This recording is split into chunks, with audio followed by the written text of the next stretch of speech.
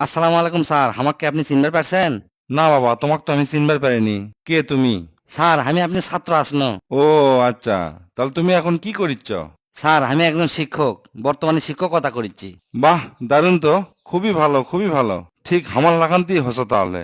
Sir, আপনি লাগান্তি শিক্ষক হবার পারে আমি নিজেকে এখন ধন্য মনে করি।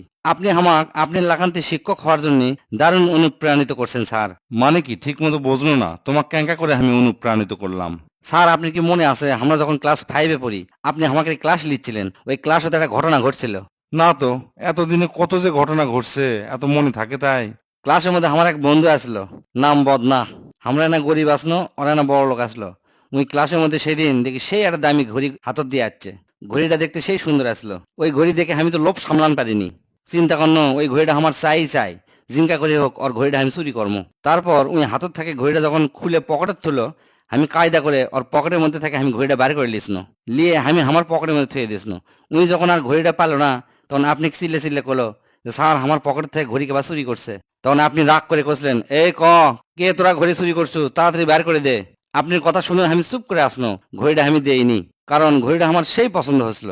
কারণ আমরা আসনো গরিব, ওই ঘড়ি কেনার মতো সামর্থ্য আমাকে আসলো না। তখন আপনি রাগ করে করলেন কি, ক্লাসের দরজা বন্ধ করে দিলেন, দিয়ে সগলি করলেন, তোরা সগলি বেঞ্চের ওপর খাড়া হ। আমরা সগলি বেঞ্চের ওপর খাড়া হনো। আপনি করলেন, তোরা সগলি চোখ বন্ধ করে হাত ওপর থেকে তুলে থাক। আমার মনের মধ্যে তো ভয় খেলে আঁকু বাকু করিচ্ছিল। আপনি সগলির পকেটে হাত দিয়ে চেক করা শুরু করলেন। যখন আপনি আমার পকেটে হাত দিয়ে ঘড়িটা পেলেন, তখন তো ভয়ে আমার জিউ মিউ সব শুকে গেছিল। শরমে লজ্জায় আমার গাও কাঁপিচ্ছিল। চিন্তা করেন আমার মান সম্মান সব শেষ। কিন্তু আমার পকেট থেকে ঘড়িটা পাওয়ার পরও আপনি কাক্কু কিছু করলেন না। সামনে যা করলেন, ঘড়ি পাওয়া গেছে, তোরা সগলি চোখ খোল, নিচে নাম। তখন সগলি জিজ্ঞেস করলো যে স্যার কার পকেট থেকে পাচ্ছেন?